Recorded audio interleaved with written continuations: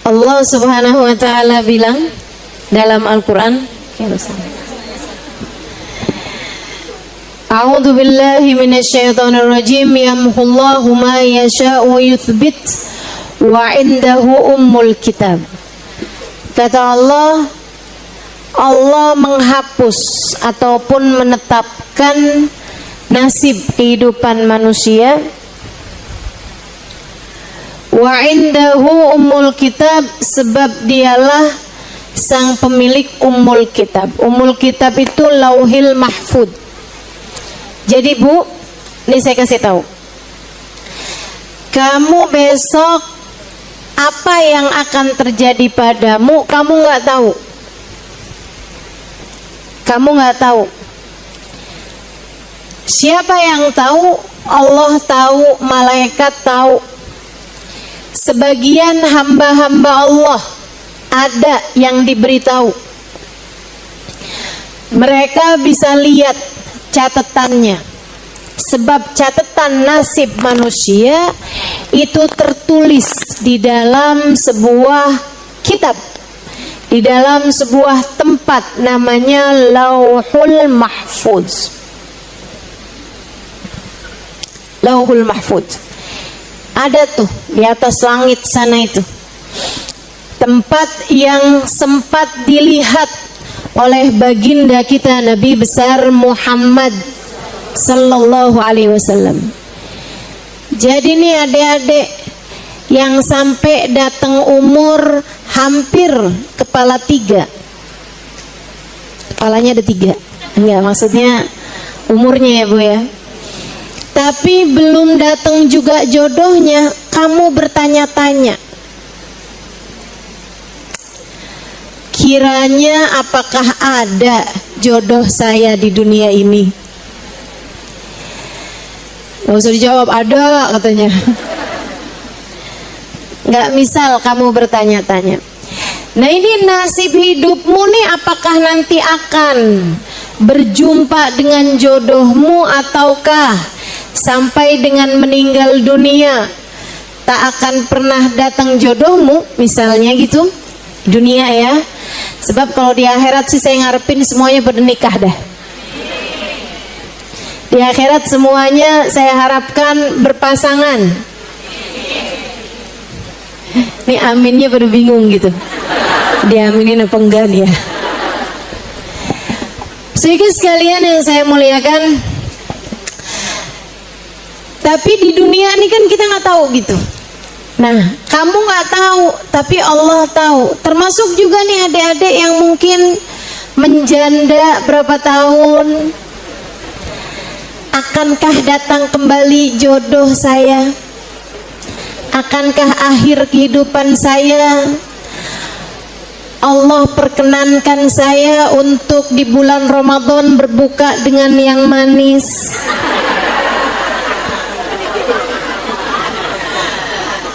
Itu kan kamu nggak tahu gitu. Siapa yang tahu? Allah. Siapa lagi yang tahu? Malaikat-malaikatnya Allah. Dan terkadang Allah bukakan isinya Lauhil Mahfuz kepada beberapa hamba-hamba tercinta di sisi Allah, atau kepada beberapa makhluk-makhluknya Allah Subhanahu wa taala seperti syayatin, dan terutamanya seperti setan-setan, dan terutamanya adalah iblis. Jadi itu si setan, terus bangsa jin itu emang suka ngintip. Berarti kalau ketemu orang suka ngintip, mirip ama, suka ngintip tuh. Mereka suka cari tahu apa sih isinya, gimana sih nantinya. Akhirnya dikasih tahu. Udah tahu nih si hasil ngintip nih, kemudian dikasih tahu sama orang-orang yang collab sama mereka. Ada tuh kan yang suka collab sama bangsa jin, suka collab sama setan, terus nanti orang datang kiranya presiden yang akan terpilih 2029 pemilihan yang akan datang. Itu siapa gitu? Emang itu udah ada Ustazah di Lauhil Mahfudz? Udah ada. Yang terpilih 2024 juga udah ada, sampai akhir kehidupan Indonesia nih kayak gimana nanti ke depannya. Nah, itu semuanya udah ada, catatan nasibnya Indonesia tuh udah ada, teman-teman, udah ada. Ada di dalam kitab namanya Lauhul Mahfudz.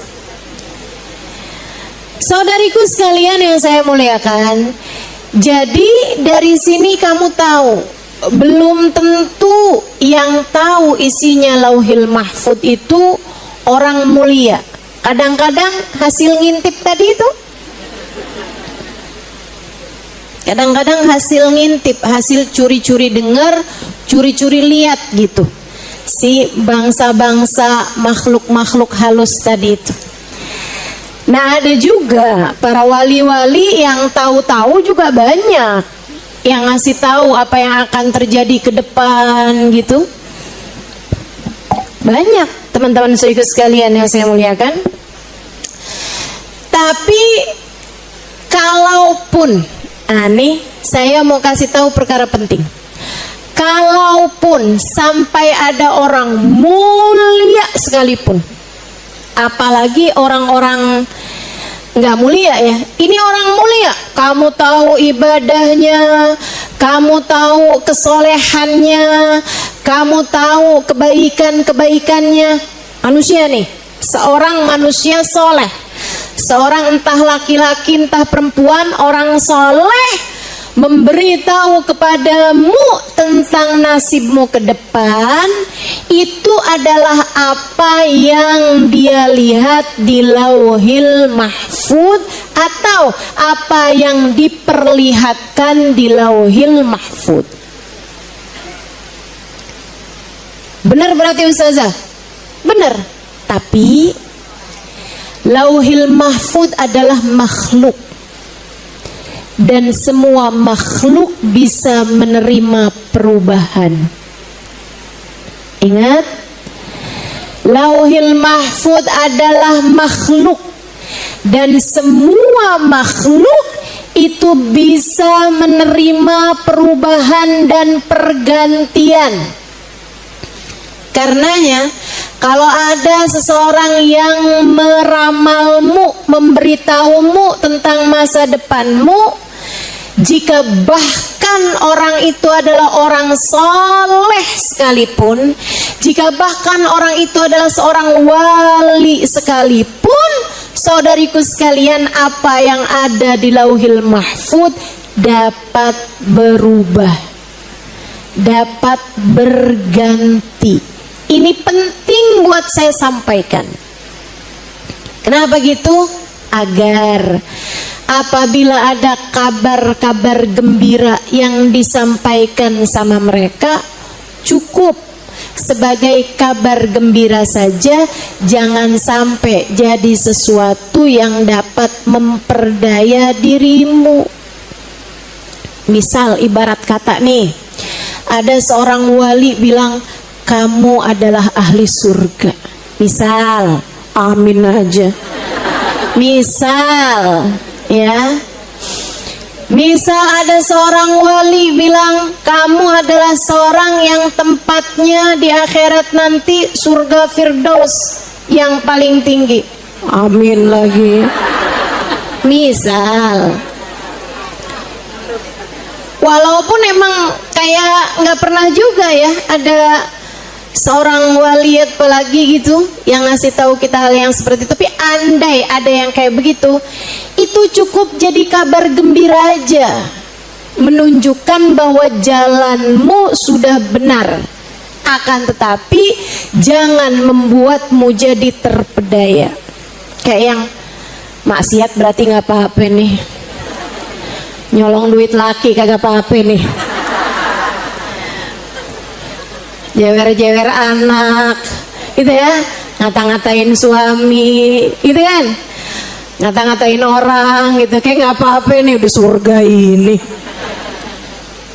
Jangan, Jangan pernah terpedaya, sebab seperti apapun ya, kayak apapun yang disampaikan sama orang soleh sekalipun, yang paling mentok yang dia bisa lihat adalah Lauhul Mahfud. Dan Lauhul Mahfud, sekali lagi saya ingatkan, meskipun ia adalah kitab berisi nasib kehidupan, tapi ia adalah makhluk, dan makhluk seperti apapun tinggi nilainya tetap aja dapat menerima perubahan sesuai dengan firman Allah yang tadi telah saya sampaikan.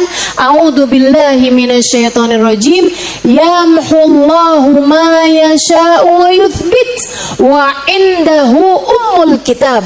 Allah dapat menghapus ataupun dapat menetapkan apa yang telah tertulis di Lauhul Mahfud.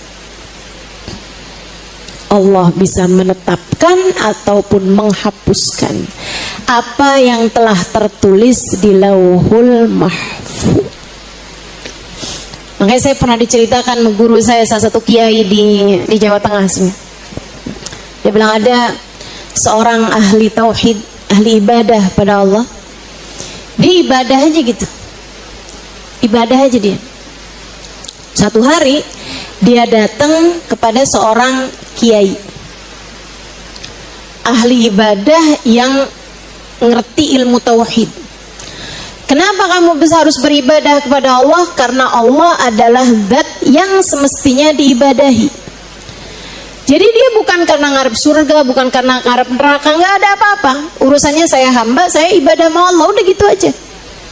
Ibadah aja gitu. Satu hari dia lagi bertemu dengan seorang kiai, seorang ulama. Ulamanya ini mukasyif. Nah, mukasyif ini adalah istilah untuk seseorang yang seringkali melihat apa yang tidak dilihat oleh orang pada umumnya. Ya, kamu ketika ngelihat muka saya, kamu nggak ngelihat apa yang ada dalam pikiran saya, bukan? Kamu ketika ngelihat muka saya nggak ngelihat apa yang ada di dalam hati saya, bukan? Saudaraku sekalian saya muliakan, akan tetapi ada orang-orang yang melihat muka seseorang bisa ngelihat apa yang ada di Lauhul Mahfudnya, bisa ngelihat isi hatinya. Wah, ini bahaya nih. Itu namanya mukasyif. Ada teman-teman, ada. Hamba-hamba tercinta di sisi Allah tuh ada tuh yang kayak gitu tuh. Mereka bukan hanya dibukakan. Nah, kalau yang ini nih, ini teman-teman saya sekalian nggak dikasih kecuali kepada orang-orang yang dicintai sama Allah. Kebanyakan dicintai sama Allah. Gitu ya. Bisa lihat penyakit-penyakitnya orang, isi hatinya orang gitu. Kenapa Allah kasih gitu sama seseorang? Allah tahu dia itu ketika ngelihat hamba-hambanya Allah udah enggak lagi beda sama dia antara ngelihat yang buruk sama ngelihat yang baik dalam pandangan kepada manusia. Makanya kamu jangan pernah mikir gitu kan, pengen tuh saya bisa tahu isi hatinya orang jadi nggak pernah ketipu kan. Ini enak kan nggak pernah ketipu gitu kan. Nggak bisa gitu teman-teman saya sekalian, nggak bisa gitu. Saya sih kalau dibilang misalnya, Halimah kamu mau nggak bisa tahu isi hatinya orang? Ya Allah jangan sampai, Allah jangan sampai, Allah jangan sampai. Kenapa gitu? Kita nggak tahu isi hatinya orang aja susah buat husnudzon, susah buat baik sangka. Saya nih nggak tahu isi hatinya orang aja, kadang-kadang susah mau buat buruk sangka, masih dateng aja buruk sangka. Ini orang kayaknya ngantuk nih. Nggak apa-apa kalau ngantuk, bukan buruk sangka ya. Sedikit sekalian gitu, kayak susah mau selalu bisa husnudzon sama orang gitu kan. Apalagi kalau bisa tahu isi hatinya orang. Makanya udah saya nggak mau dikasih hal-hal begituan sama Allah Subhanahu wa taala. Biarkan kita jadi orang yang berusaha belajar untuk terus bisa dapat ridhonya Allah Subhanahu wa taala insyaallah. Amin. Akhirnya si kiai ini, ulama yang didatengin sama ahli tauhid tadi ini, abid mukhlis khalis lillah, dia ibadah pada Allah Subhanahu wa taala hanya karena ibadah kepada Allah. Si abid ini tadi datang di majelisnya seorang kiai. Kiainya begitu melihat, habis selesai majelis dia bilang, maaf sekali, saya ngelihat kamu nih orang baik banget, tapi saya sedih banget ngelihat lauhil mahfud kamu ketulis di situ kamu sebagai ahli neraka. Abid nih dikasih tahu kayak begitu. Serius kalian saya muliakan, dia bilang begini nih, innalillah wa inna ilaihi raji'un. Bukan artinya wah musibah besar nih, bukan, tapi semua punya Allah dan hanya kepada Allah kita kembali. Dia bilang, kita kan cuman wajib ibadah ya kiai ya, ibadah mah ibadah aja. Allah mau taruhkan saya di mana itu haknya Allah Subhanahu wa taala. Ini keren nih, keren banget. Dia bilang, kiai, saya kiai lebih seneng ditaruh di neraka dalam keadaan taat. Hidup saya taat, Allah kembalikan saya ke neraka, saya nggak apa-apa, daripada Allah masukkan saya ke dalam surga sementara hidup saya bergelimangan dengan dosa dan maksiat. Saya bayangin hidup di dunia penuh gelimang dosa dan maksiat. Andai seperti itu, kemudian saya dimasukkan ke dalam surga, dengan muka seperti apa saya menghadap Allah Ta'ala.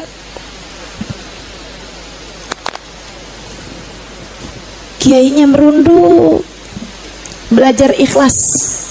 Dia bilang, bener nak, bener banget.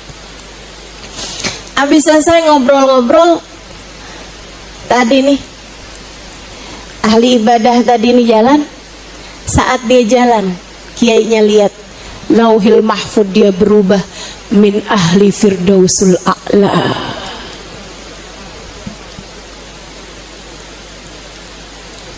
Isi lauhil mahfud biarkan tetap jadi rahasia. Rahasia Allah Subhanahu wa ta'ala. Nggak usah sok-sokan pengen tahu, saya ntar ahli surga apa ahli neraka ya. Udah nggak usah sok-sokan pengen tahu, biarin aja. Tugas kita ibadah kepada Allah, tugas kita cinta sama Allah, tugas kita mendekat sama Allah, tugas kita taat sama Allah, tugas kita hormat sama Allah, tugas kita syukur sama Allah. Itu tugas kita. Dan saya yakin ketika seseorang menjalankan tugasnya, Allah pasti akan juga melaksanakan apa yang menjadi Rahman Rahimnya Allah Subhanahu wa ta'ala. Jadi sekalian, kamu kalau cinta Allah pasti bakalan cinta. Dan kalau udah Allah cinta, Allah tahu apa yang harus dia lakukan kepada hamba-hambanya yang dia cinta. Teman-teman sekalian yang saya muliakan, jadi sekali lagi, isinya lauhil mahfud itu adalah buku catatan kehidupanmu yang seharusnya enggak bikin kamu kepikiran dengan sangat melebihi kepikiran kamu terhadap ketaatan yang harus kamu lakukan. Kita jalanin tugas aja. Biarkan Allah melaksanakan apa yang telah Ia tuliskan sebagai nasib kehidupan kita dengan penuh Rahman Rahim kepada kita sekalian. Dah gitu aja, gitu kan? Sebab isinya lauhil mahfud seperti mana yang tadi saya sampaikan, dapat berubah-ubah. Sebab lauhil mahfud itu adalah makhluk. Jadi kamu gak usah kepikiran gimana ya Kalau ternyata tertulis di nasibnya begini gimana ya? Kalau ternyata tertulis di nasib saya begitu gimana ya? Ya nggak usah. Tugasmu aja nih kamu pikirin. Nggak usah pusing-pusing. Nanti 5 tahun yang akan datang siapa ya presiden yang akan terpilih? Nah, ngapain? Kamu pusingin dari sekarang. Dan nggak usah yang terjadi kemarin aja kita nggak usah pusingin, betul nggak?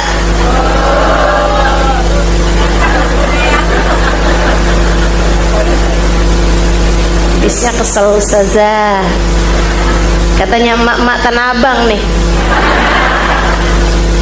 Bu, ingat, siapapun presidennya yang ngasih kita rezeki namanya.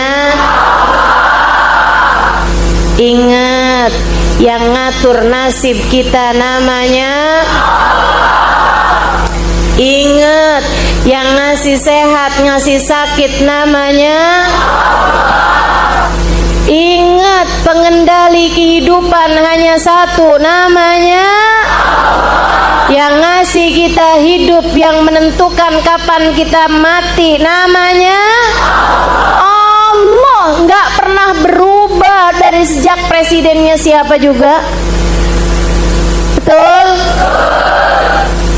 Ibu-ibu sekalian, ingat, dari mulai zaman kapan tahu juga, kita mah tetap aja. Emang kalau presidennya ganti, sholat kamu ganti? Dari dulu juga kayak begini. Emang ada yang kalau presidennya ganti saya nggak pakai jilbab dah? Ada yang kayak gitu? Nggak ada. Nggak ada urusan, ibu-ibu sekalian. Kita jalanin taat, bismillah. Tapi ustazah nanti harga-harga naik. Ya nggak apa-apa naik, yang penting kita sanggup beli.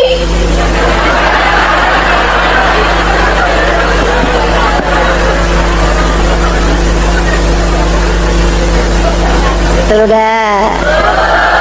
Enak nggak saya mikirnya? Enak. Mau siapa presidennya juga tetap aja Nabi kita, Nabi Muhammad. Jadi kalau buat saya sih, kalau tanyain presidennya siapa? Nabi Muhammad. Udah enak dah. Gitu ya. Kita mau ikutnya sama Nabi Muhammad aja dah.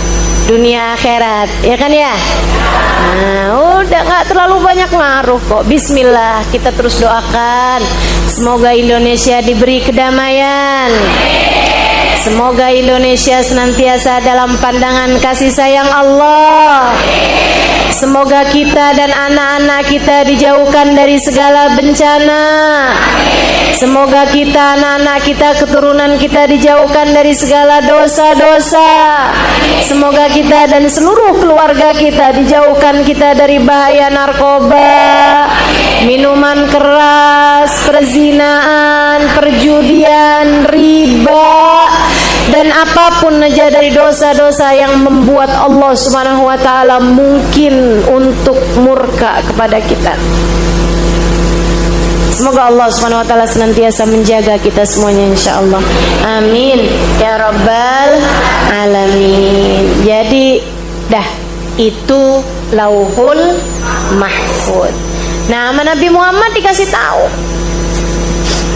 Sama Nabi Muhammad dikasih tahu. Ketika baca ayat itu, A'udzubillahi minasyaitonirrajim. Yamhullahu ma yasha wa yuthbit wa indahu ummul kitab. Itu kapan wahai Rasul? Nabi bilang, "Dzaka lailatun nisf min Sya'ban." Perubahannya Lauhil Mahfuz tuh bisa banyak, berganti-ganti. Sepanjang tahun tuh bisa kapan-kapan ganti aja isinya Lauhil Mahfuz. Makanya kata Nabi Muhammad, la yarudul qada illa doa. Nggak ada yang bisa ngerusak, ganti ketetapan-ketetapan Allah yang ada di Lauhil Mahfuz selain doa. Jadi setiap kali kita doa bisa berganti tuh isinya Lauhil Mahfuz. Kemudian lagi kamu sedekah bisa ganti isinya Lauhil Mahfuz. Gampang ganti-gantinya teman-teman sekalian. Ada nih satu orang Nabi Allah Dawud alaihi salam ada di majelis. di majelis kayak begini nih, nabi-nabinya Allah itu udah pasti mukasyif. Ya, nabi-nabinya Allah semuanya mukasyifun. Semuanya bisa lihat apa yang nggak bisa dilihat sama manusia pada umumnya. Para nabi itu semua mukasyifun. Nah, di majelisnya Nabi Allah Daud alaihissalam, Nabi Daud ngelihat ada malaikat Israel duduk di situ, duduk di majelis, ngeliatin seorang pemuda. Habisnya selesai, Nabi Daud samperin malaikat Israel.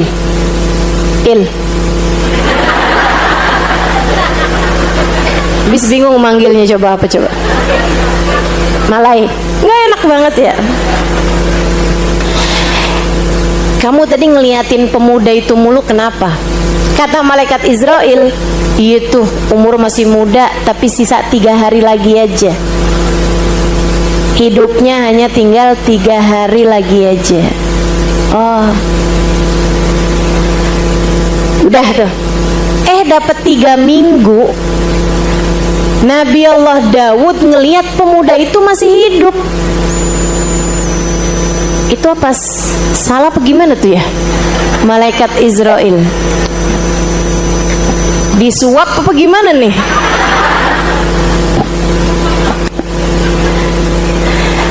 Akhirnya ditanya sama malaikat sama Nabi Allah Daud pas ketemu, Israel, kemarin kamu bilang pemuda itu tuh umurnya cuma 3 hari. Kok saya ketemu lagi 3 minggu dia masih hidup? Apa salah apa gimana nih? Kata malaikat Israel, nggak salah, cuman sepulang dari majelismu itu dia datang pada bibinya yang udah putus hubungan silaturahmi dengannya, dia sambung lagi, dia sedekahin, dia minta maaf, dia berjanji untuk selalu menyambung hubungan sama bibinya ini. Allah ridho sama apa yang dikerjakan, Allah gantinya 3 hari, Allah hapus nih lauhil mahfud, 3 hari itu jadi 30 tahun. Panjang bener, Masya Allah, Masya Allah. Jadi bisa ganti-ganti tuh lauhil mahfud tuh. Yang bisa ngegantiin lauhil mahfud macem-macem. Bisa sedekah kayak yang tadi saya sampaikan, bisa nyambung silaturahmi, ya kan? Bisa doa, bisa juga didoakan oleh orang lain. Sebab doanya orang lain tuh seringkali lebih mustajab, karena nggak egois kan. Kalau doain diri sendiri kan banyak egoisnya kan, gitu. Nah itu jadi banyak hal-hal kebaikan-kebaikan yang bisa merubah isinya lauhil mahfud. Nah, Nabi Muhammad cerita di antara waktu di mana Allah paling banyak merevisi lauhil mahfud, katanya Nabi Muhammad, dzaka lailatun nisf min Sya'ban. Ini banyak terjadinya pada malam nisfu Sya'ban. Ya kita manfaatin juga. Perubahan-perubahan mudah-mudahan baik. Allah rubahkan apa yang tertulis di lauhul mahfud. Gitu. Saudaraku sekalian yang saya muliakan, Ustazah, apa yang paling banyak bisa ngerubah isinya lauhil mahfud? Selain daripada doa di malam nisfu, itu juga hal yang besar. Tapi ada lagi nggak hal lain yang bisa merubah isinya lauhil mahfud? Ada. Yang terbesarnya adalah syafaat berkah dari orang-orang mulia di sisi Allah. Ini nih, keren-keren. Para wali-walinya Allah Subhanahu wa taala. Maka itu sebabnya kenapa kita perlu cinta kepada hamba-hamba tercinta di sisi Allah Subhanahu wa taala. Saya mau ceritakan satu kisah tentang Sayyidina Syekh Abu Bakar ibn Salim alaihi ridwanallah. Sedikit sekalian saya muliakan, ada satu anak muda, dia datang ke banyak guru. Tiap kali datang kayak mau mondok pesantren, mau berguru gitu. Guru yang didatengin ngeliatin dia, "Duh, minta maaf nak, saya pesantrennya udah penuh, udah nggak bisa nerima santri lagi." "Baik guru, pergi lagi." Terus datang lagi ke syekh yang lain, datang ngomong, "Saya mau belajar di sini." Syekhnya bilang, "Maaf nak, saya itu udah punya beberapa santri, lagi nggak mau nambah lagi sama santri yang lain, saya mau konsentrasi sama yang ini aja." "Ya baik guru." Datang lagi ke yang lain, begitu juga, semuanya nolak. Sudah datang ke sekitar 7 guru, semuanya nolak. Baratnya nih udah datang 7 pesantren nih, semuanya nolak dia. Sampai kemudian datanglah dia kepada Sayyidina Syekh Abu Bakar ibn Salim. Katanya Syekh Abu Bakar bin Salim, begitu datang ketemu sama Syekh Abu Bakar bin Salim, Syekh Abu Bakar bin Salim langsung bilang gini, "Gimana nak, kamu sudah ditolak sama berapa guru sebelum saya?" Dia bilang, "Iya Syekh, saya udah ditolak sama Syekh ini, Syekh ini, Syekh ini, Syekh." "Kamu tahu kenapa mereka menolak kamu?" Dia bilang, "Nggak tahu Syekh, katanya sih pondoknya udah tutup, ada yang kasih tahu gitu." Kata Syekh Abu Bakar bin Salim, "Nggak begitu nak, mereka menolakmu karena di dahimu tertulis syaqi, orang yang celaka, atau tepatnya calon ahli neraka." Kata Syekh Abu Bakar bin Salim, "Dan tadi malam sebelum kedatanganmu hari ini kepadaku, aku berdoa memohon kepada Allah Subhanahu wa ta'ala agar mengganti syaqi yang ada pada dirimu dengan Sa'id, calon orang yang beruntung, calon penghuni surga Allah." Dan Allah mengijabahnya. Maka ahlan wa sahlan kepadamu nak, silahkan bergabung dan belajarlah bersamaku di sini. Itu para wali-walinya Allah, para wali-walinya Allah. Isinya rahmat, sebab mereka pengganti baginda Nabi besar Muhammad, yang mana baginda Nabi besar Muhammad Allah mengatakan tentangnya, "A'udzubillahi minasyaitonirrajim, wa ma arsalnaka illa rahmatan lil alamin." Tidaklah kami utus engkau wahai Nabi Muhammad melainkan sebagai bentuk kasih sayang kami di atas muka bumi ini. Gitu kata Allah buat Nabi Muhammad, "Kami utus engkau sebagai kasih sayang kami ke atas muka bumi." Maka Nabi kerjaannya terus saja doain orang dapat hidayah, doain orang dapat hidayah, doain orang dapat hidayah, terus kayak begitu. Walaupun disakitin, walaupun berdarah-darah kakinya, walaupun tanggal giginya, walaupun robek dahinya, walaupun apa yang terjadi, Nabi Muhammad doanya, "Allahumma hdi qaumi fa innahum la ya'lamun." Kasih hidayah aja semuanya ya Allah, sayangi aja semuanya ya Allah, ampuni aja semuanya ya Allah, rahmati aja semuanya ya Allah. Itu Nabi Muhammad. Para wali-wali itu jadi kayak begitu juga. Mereka adalah ahli-ahlillah, mereka adalah penerus-penerus rahmat Allah Subhanahu wa ta'ala di atas muka bumi.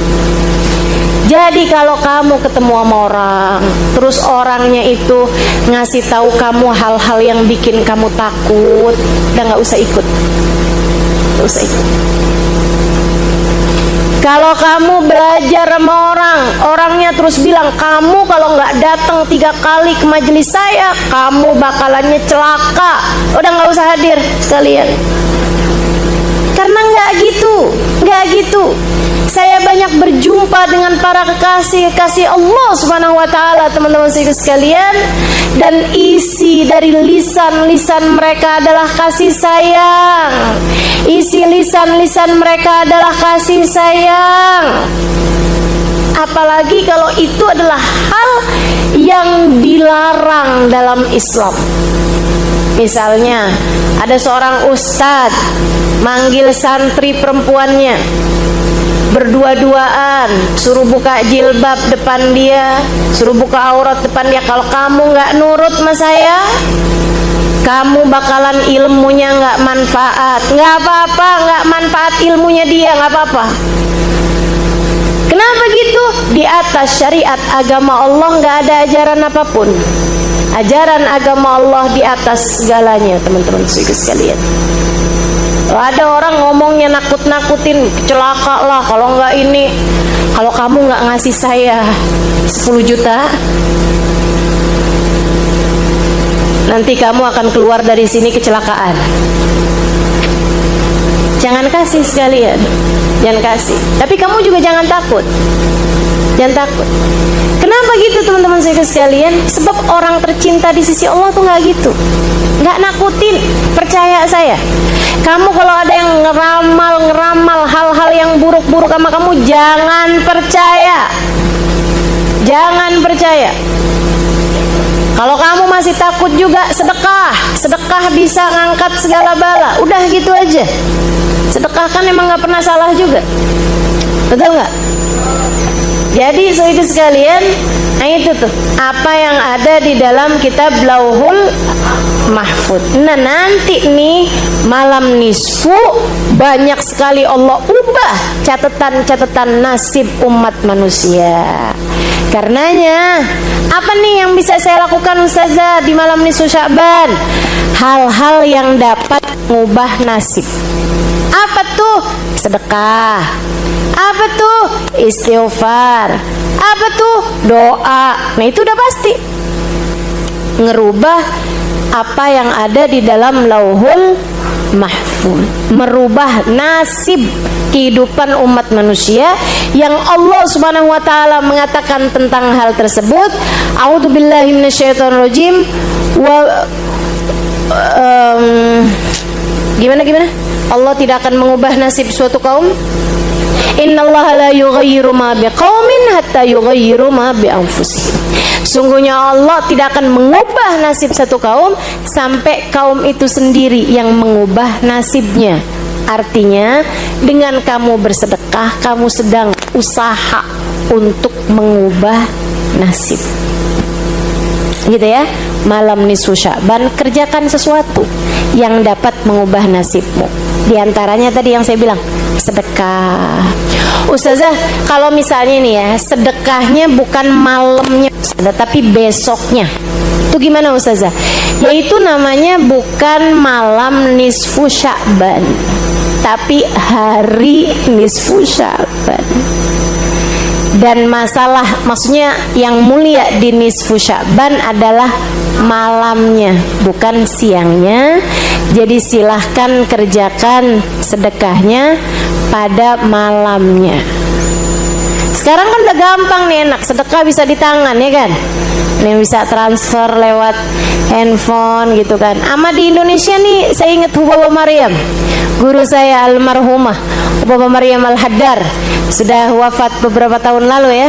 Beliau tuh pernah bilang, enak nih Alimah kamu nih tinggal di Indonesia nih nak, kamu mesti bersyukur nak, alhamdulillah. Kenapa emang Bapak? Banyak orang miskinnya.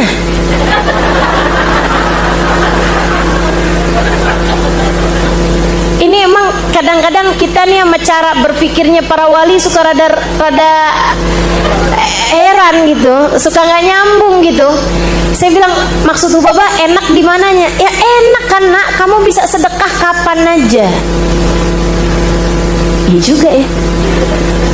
Kamu bisa sedekah kapan aja, lima enak, asal keluar rumah kamu udah bisa sedekah. Kadang-kadang dalam rumah aja kamu bisa didatengin pengemis, bisa gampang sedekah. Kamu tahu nak, saya ini susah kalau mau sedekah di Madinah pakai pergi dulu ke haram.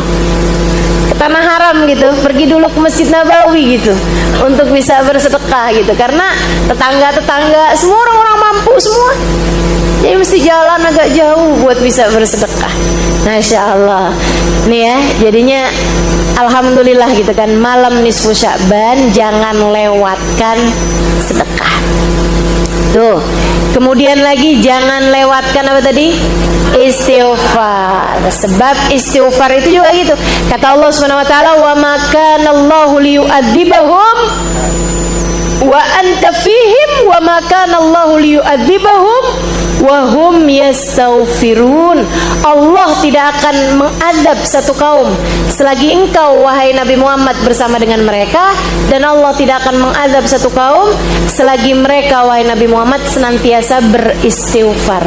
Nah, itu ngangkat balak-balak istighfar, dibanyakin istighfar. Malam nisfu Sya'ban. Ama yang ketiganya, perbanyak doa. So ikut sekalian, nah untuk doanya diajarin sama para ulama-ulama kita. Wallahu a'lam, ada yang mengatakan marfu'an anin Nabi sallallahu alaihi wasallam. Ada yang mengatakan ini juga marfu'an tuh ya, kayak nyampe gitu sanadnya ke Nabi Muhammad. Ada juga yang mengatakan nggak nyampe ke Nabi Muhammad, akan tetapi ini amalan dari para sahabat. Ada yang mengatakan amalan dari para tabi'in, ada yang mengatakan amalan dari para ulama. Ala kulli hal, mau itu amalannya sahabat, mau itu amalannya tabi'in, apalagi jika itu amalannya Nabi Muhammad, saya tidak berniat untuk meninggalkannya. Saya akan mengerjakannya. Kenapa? Semuanya sama-sama perlu buat ditiru. Jika itu amalannya ulama, ya kita perlu niru dong sama ulama. Jika itu amalannya sahabat, ya kita perlu dong niru sahabat. Apalagi jika itu adalah apa yang diajarkan oleh Nabi Muhammad. Anda ini nggak diajarin sama Nabi, nggak diajarin sama sahabat, nggak diajarin sama tabiin, tapi diajarin sama guru saya. Dan sesuatu yang diajarkan itu adalah sesuatu hal yang bagus. Kenapa nggak kita kerjain? Betul nggak? Nih ibu-ibu nih, misalnya saya nih bu nih, saya ngajarin sama ibu-ibu nih, bu, ibu nanti ya bu ya. Ibu gimana kalau misalnya ibu setiap kali keluar dari rumah, orang miskin pertama yang ibu lihat, ibu sedekah. Itu ibu nggak pernah denger selain dari saya, Halimah Lidrus. Ibu-ibu kira-kira pengen kerjain apa nggak kerjain? Pengen kerjain. Kenapa gitu? Soalnya yang saya ajarin barang bagus. Lain kalau yang saya ajarin, bu, ibu ya, nanti setiap tanggal 10 ibu beli ayam, warnanya hitam, ibu potong darahnya, ibu cecer-cecerin depan rumah ibu. Nah itu ibu ngapain Ustazah? Kan begitu. Karena yang diajarkan bukan barang bagus. Ini yang diajarkan nih barang bagus, bu. Saya mondok 12 tahun, dari mulai pondok habaib di Indonesia, pondok kiai di Indonesia, sampai pondok habaib di Hadramut. Dan saya juga belajar juga, banyak dapat ilmu juga dari Sayyidil Habib Zain bin Smith di Madinah. Ini banyak nih ulama-ulama saya datengin, saya pelajarin ilmu-ilmu dari mereka. Sama bu, sama. Kalau malam nisfu Sya'ban ngajarinnya semuanya sama. Baca Yasin 3 kali. Semuanya sama ngajarinnya. Nah kan saya jadi yakin. Dan saya yakin juga nih ibu-ibu nih yang jalanin agama udah dari lama. Maksudnya yang emang dari kecilnya tuh lingkungannya tuh lingkungan beragama dengan baik gitu, hadir-hadir pengajian gitu ya. Nah saya tanya dah, dari ibu kecil biasa nggak kalau malam nisfu Sya'ban ngapain? Baca Yasin. Malahan yang ibu dengar nggak boleh baca Yasin malam nisfu Sya'ban, itu bid'ah. Dengernya udah lama apa baru-baru bu? Baru-baru. Jadi kita tahu sebenarnya mana yang baru. Yang baru tuh dalam bahasa Arab bid'ah. Jadi kita tahu mana yang baru gitu kan. Yang baru tuh yang bilang bahwa baca Yasin malam nisfu Sya'ban itu adalah baru gitu. Ini yang baru malahan. Jadi sekalian saya mulaikan. Jadi semuanya ngajarinnya sama, baca Yasin malam nisfu Sya'ban. Dulu Mbah Mun, Kiai Haji Maimun Zubair ngajarin sama. Dulu Habib Hasan Baharun di Darul Qawadawah ngajarinnya sama. Kita tiap malam nisfu Sya'ban baca Yasin 3 kali. Abah saya dari sejak saya kecil ngajarinnya sama. Kemudian saya belajar di Daruz Zahra Tarim Hadramut, Habib Umar ngajarin sama. Orang setarim ngajarin sama. Malam nisfu Sya'ban baca Yasin. Habib Zain bin Smith ngajarin sama. Madinah sama, semuanya sama. Baca Yasin 3 kali. Dari Mekah, Sayyid Muhammad bin Alwi bin Abbas Al-Maliki ngajarin sama. Baca Yasin 3 kali di malam nisfu. Pakai niatan-niatan yang tersendiri. Yasin yang pertama niatin rezeki, biar yang halal, yang thayyib, yang berkah. Kamu baca Yasinnya dengan niatan seperti itu, rezeki yang zahir dan batin. Bu, rezeki itu bukan cuman melulu urusan uang, bukan cuman melulu urusan rumah, pakaian, makanan, sandang, pangan, papan, bukan. Tapi punya anak yang sehat-sehat itu juga rezeki.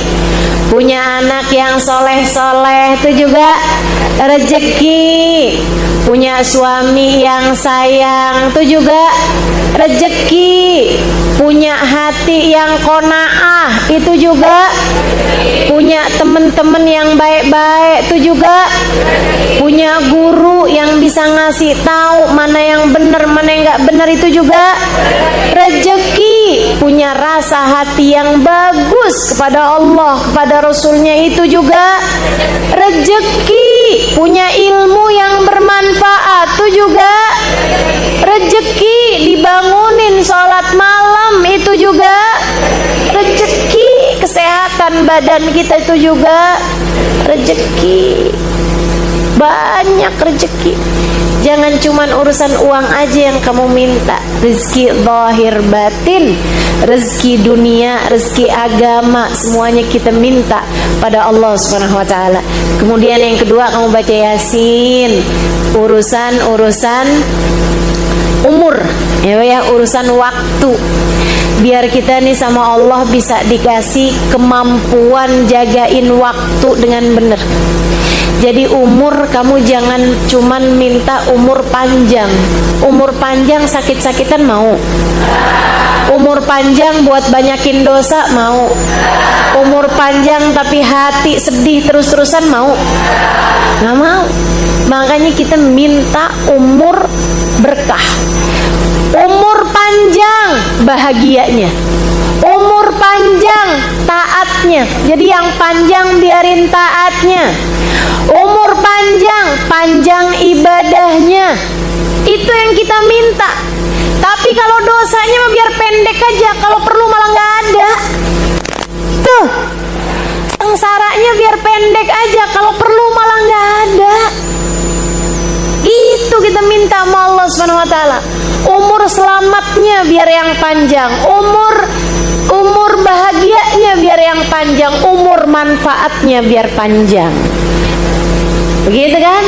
Kita hidup biar banyak manfaatnya buat orang lain. Itu yang harus kita minta pada Allah Subhanahu wa taala, bukan asal panjang umur.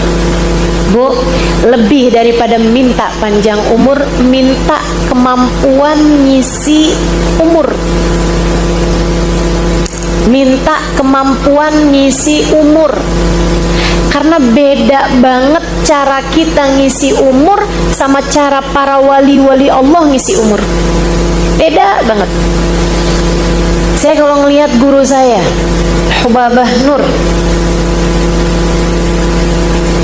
Ummu Salim bin Hafid, Itu beliau, ibu-ibu sekalian, ngisi umurnya pinter banget, pinter banget. Hidupnya maben ta'ah ila ta'ah, dari taat ke taat, dari ibadah ke ibadah, dari ilmu ke ibadah, ke hikmah, ke dakwah, terus gitu aja. Itu bu beliau. Satu hari saya bilang sama beliau, Bapak saya udah kasih tahu kok itu. Ada satu hal gitu, terus Bapak bilang, kamu gak kasih tahu sih Halimah dari jauh-jauh hari. Saya bilang, saya udah kasih tahu Bapak. Saya kirimin WhatsApp.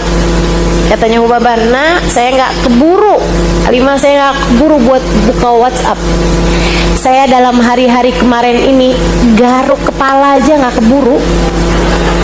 Ibarat katanya gitu, garuk kepala saya aja nggak keburu. Dan saya ngerti kalau beliau lagi ngomong kayak gitu tuh, saya paham banget situasinya. Saya ngerti banget tuh situasi, sehingga nggak membuat beliau nggak keburuan tuh buat ngeliatin WhatsApp, apalagi ngebuka scroll TikTok. Ya Allah, ya Allah, coba tuh betapa gabutnya kamu punya kehidupan. Betapa enggak pentingnya kita menjalankan hari-hari ini yang kita kerjain. Bapak Nur itu tamunya kadang-kadang nyiapin sarapan buat 200 orang. Nih Ustazah Nabila nih tahu persis. Beliau tinggal bersama dengan Hubabah untuk waktu yang cukup lama. Itu ngurusin tamunya yang datang tiap hari. Tapi Bil, ratusan jumlahnya teman-teman sekalian, ratusan. Beliau sendiri yang ke dapur. Suami saya mau datang tamu 10, saya udah sibuk dari seminggu sebelumnya. Segitunya bukan masak, GoFood. Ya Allah, ya Allah, ya Allah. Emang beda banget caranya jalanin kehidupan nih antara kita sama orang-orang tercinta di sisi Allah Subhanahu wa taala. Dari mulai khidmah, beliau ngajar, beliau ibadah, beliau baca Quran, beliau tasbih, beliau berzikir, beliau. Saya berapa hari kemarin menemani beliau saat beliau sedang di Medan. Ya Allah, berasa remahan rengginang di Kalengkongguan. Sambil saya mikir, orang Indonesia harap bersabar. Jatahmu dari seorang ustazah hanyalah Halimah Al-Idrus. Mohon maaf. Masya Allah, Masya Allah. Tuh, hamba-hamba tercinta di sisi Allah SWT, pinter-pinter jalanin hidupnya. Tahajud mereka iya, nerima tamu iya, khidmah sama suami iya, ngurusin anak iya, ngurus tamu iya, dakwah iya, nyari ilmu iya, ngajar iya, sholat sunnah nggak tinggal, ibadah semua nggak ditinggal. Masya Allah, Masya Allah. Kalau baca ratib tuh dulu tuh, kalau udah afdhalu dzikri fa'lam annahu la ilaha illallah gitu ya, dari 40 asalnya 50 asalnya. Lama-lama naik jadi 100. Baca la ilaha illallahnya tuh, lama-lama jadi 500, lama-lama jadi 1000. Saya bilang, la ilaha illallah, la ilaha illallah, la ilaha illallah. Panjang benar, Bapak nggak kelar-kelar. Saya bilang, Bapak kemana? Saya bilang gitu, kemana kan? Saya bilang gitu, udah selesai nih Bapak. Kamu udah selesai?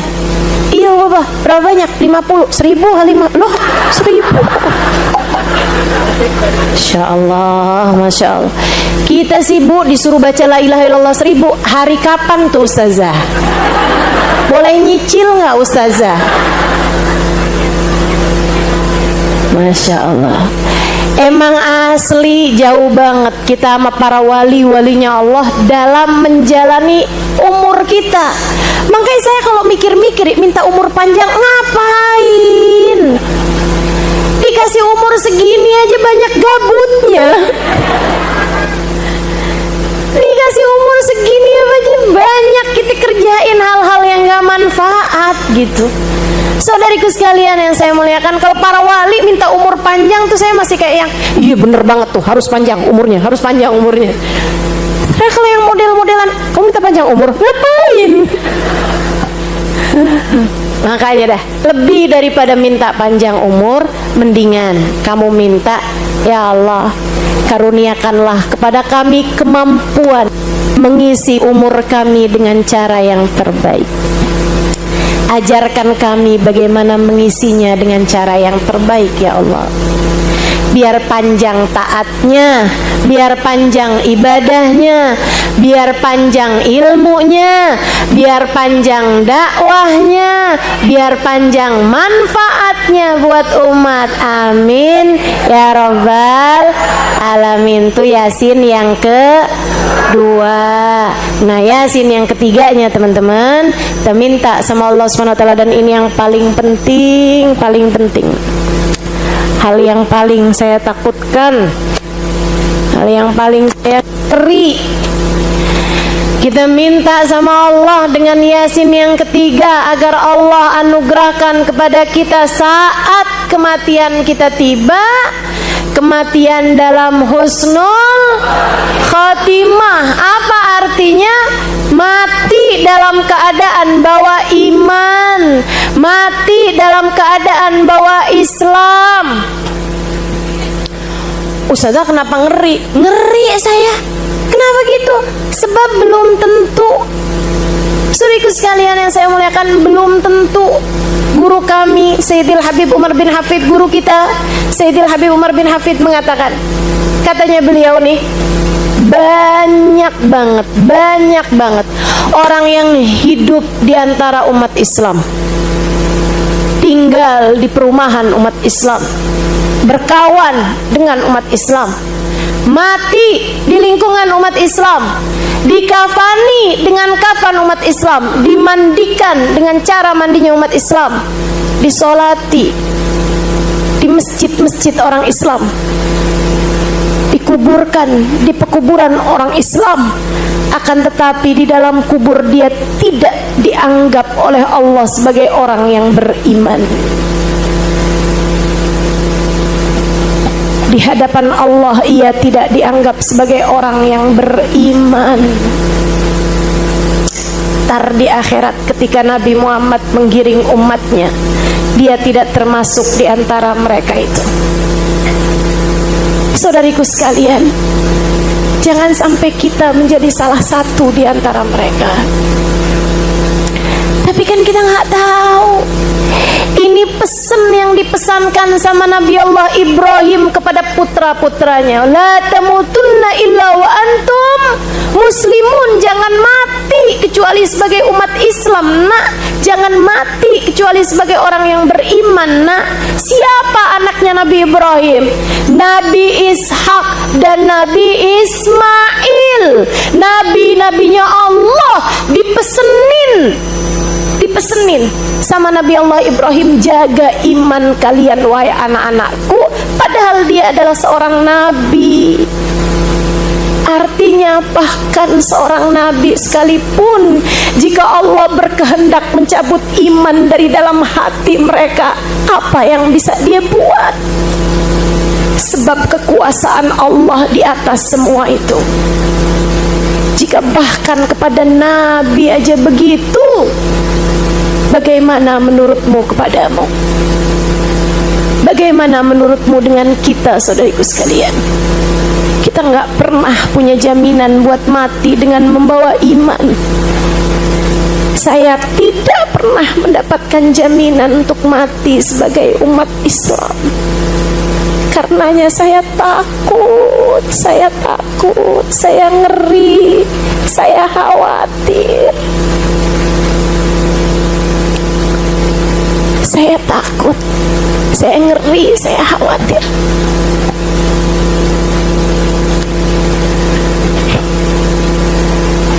Nabi Allah Zakaria alaihissalam, nabinya Allah, dikejar kaumnya sembunyi dalam pohon, dalam sebuah hutan. Iblis ngasih tahu sama orang yang ngejar dari umatnya, tuh Zakaria sembunyi dalam situ. Umatnya bawa gergaji, gergaji dari atas sampai ke bawah.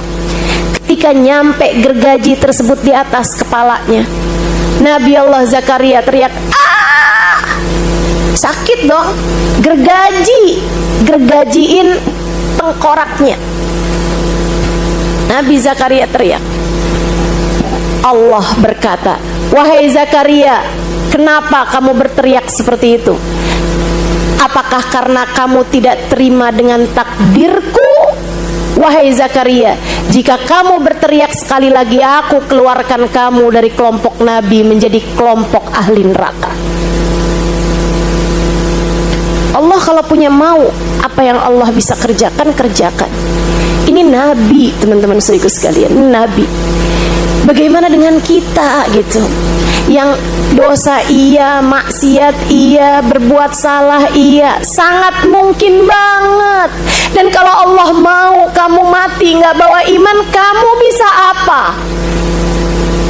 Kamu bisa apa?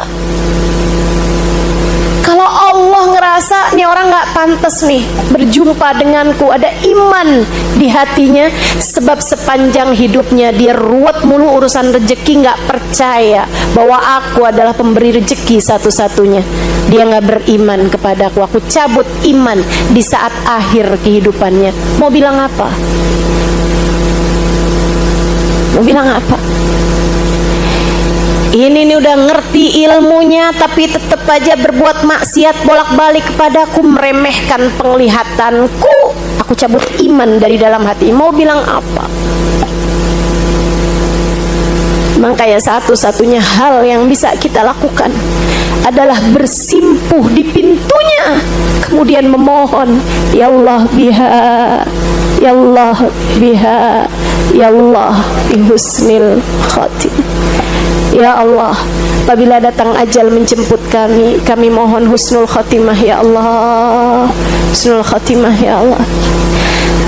Hal tertinggi yang bisa kita lakukan agar Allah Subhanahu wa taala mematikan kita dalam husnul khatimah, menetapkan iman Islam dalam hati kita, adalah berdoa, meminta, ya muqallibal qulub tsabbit qalbi ala dinik. Wahai zat yang membolak-balikan hati, tetapkan hatiku berada dalam keimanan kepadamu. Rabbana la tuzigh qulubana ba'da idh hadaitana wa hab lana min ladunka rahmatan innaka antal wahhab. Ya Allah, jangan pernah kau cabut hidayah iman yang telah engkau anugerahkan kepadaku. Karuniakanlah kepadaku rahmatmu, sesungguhnya engkau adalah zat yang maha pemberi. Kasihani saya ya Allah, kasihani kami ya Allah. Kami gak punya apa-apa ya Allah selain rahmatmu yang kami harap. Kami telah engkau hidupkan sebagai umat Islam, jangan pernah kau cabut hidayah iman yang telah kau anugerahkan dalam diri kami ya Allah. Minta dengan sungguh-sungguh. Di yasin yang ketigamu, niat, ya Allah, kami baca yasin yang ketiga ini dengan niat mati dalam husnul khotimah. Kau anugerahkan kami ya Allah, hidup sebagai umat Islam, mati sebagai umat Islam ya Allah. Hidup sebagai umat Nabi Muhammad, mati sebagai umat Nabi Muhammad ya Allah. Gitu. Insya Allah. Nanti habisnya nih semua yang nggak biasa puasa sunnah dilarang puasa sunnah. Nah, tapi kalau puasa wajib, puasa hutang, nah itu kamu harus tetap bayar teman-teman sampai hari terakhir di bulan Sya'ban ya. Kalau puasa wajib tetap harus cepet-cepet dibayar sebelum datang Ramadan yang berikutnya. Nah, untuk hitungan Ramadannya, kalau nanti saya nggak tahu apakah ini akan sepakat atau nggak sepakat, tapi nanti untuk hitungan awal Ramadan kita ikut sama hilal ya. Kita ikut sama hilal. Kalau hilalnya udah kelihatan, besoknya kita Ramadan. Kalau hilalnya belum kelihatan, kita lusanya baru Ramadan. Kan itu ya, besoknya belum Ramadan. Nah, karena kita nggak punya teropong buat lihat hilal, kita ikutan pengumuman pemerintah yang lihat hilal. Kamu jangan bilang tapi pemerintahnya korupsi ustazah, itu urusan lain ya. kita akan tetap ikut pemerintah dalam hal ini karena mereka yang punya teropong. Jadi dikasih tahu, oh hilalnya belum kelihatan, ya udah kita nggak usah puasa. Kalau dibilang hilalnya udah kelihatan, kita baru puasa. Malam pertama Ramadan jangan lupa baca surat Al-Fatah. Inna fatahna laka fatham mubina. Kalau bisa di dalam sholat, di sholat sunnah ba'diyah isya misalnya, itu bagus. Tapi kalau nggak bisa, yang penting baca surat Al-Fatahnya di luar sholat pun juga nggak apa-apa. Inna fatahna laka fatham. Berapa ayat sudah? Semua ya, sekitar 2 lembar itu ya. Kemudian selama bulan suci Ramadan, puasanya yang benar, tarawehnya jangan tinggal, bacaan Qur'annya juga jangan tinggal. Perbanyak baca Qur'an, perbanyak dikiran Ramadan yang ibu-ibu semuanya udah pada tahu ya.